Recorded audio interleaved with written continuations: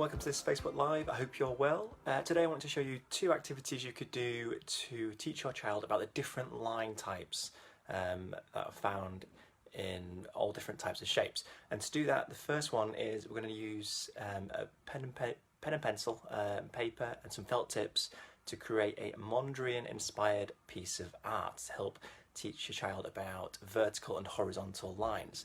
So let's take a look. So I've started one already. Here it is.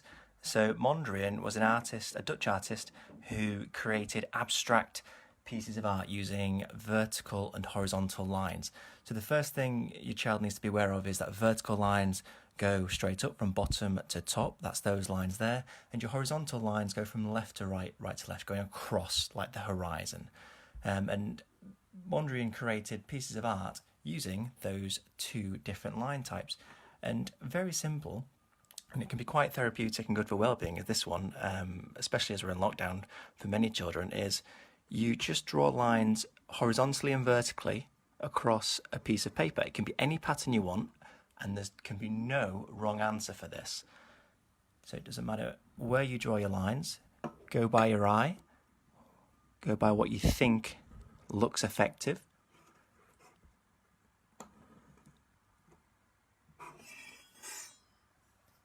And then you would colour in certain sections. Mondrian didn't colour in all of his squares and rectangles, only some of them to give it a visual contrast and visual effect. So you'd colour in some of those, and then you could ask your child, how many vertical lines are there? How many horizontal lines are there? What is a diagonal line?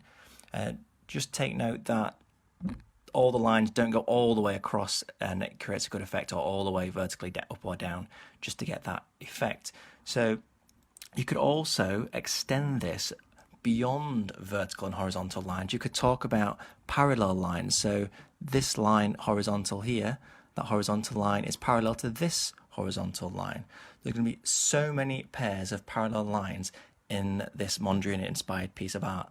So as I said, lots of good opportunities for language development, for teaching vertical and horizontal lines, but also bringing in other areas of math as well, such as parallel lines. You could also talk about right angles, perpendicular corners there as well. So lots to discuss. For the second one, it's a bit more competitive, a bit more high speed.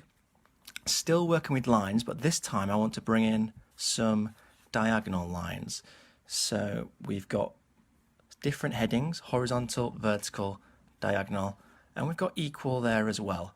And I've got some shape cards as well, and you're going to set your timer for 30 seconds, a minute, however long you want it to be, and then you'll have some shape cards shuffled, and you'll turn them over, and the idea of the game is to look at that shape.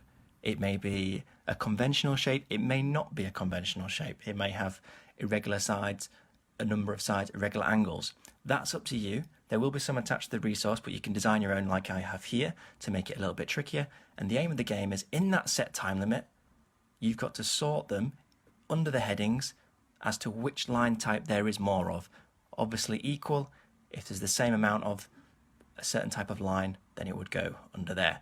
So for instance, we've drawn our triangle, we've pulled it from the pack, and we can say there are more diagonal lines. That's going to go under my diagonal one.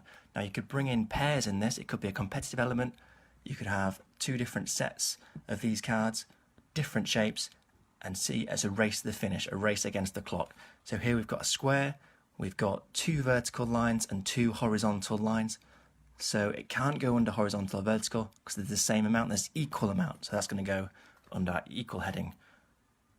Here's a bit of a less conventional shape, so children may have to think about this one more, and it's about identifying those line types, horizontal, vertical, and diagonal. We've got a vertical 1, 2, 3, only 2 horizontal, and only 2 diagonal, so there's more vertical in that one. And it's a race against the clock. Really helps your child identify those line types. Again, you can extend it by bringing in talk of angles if you've already looked at angles.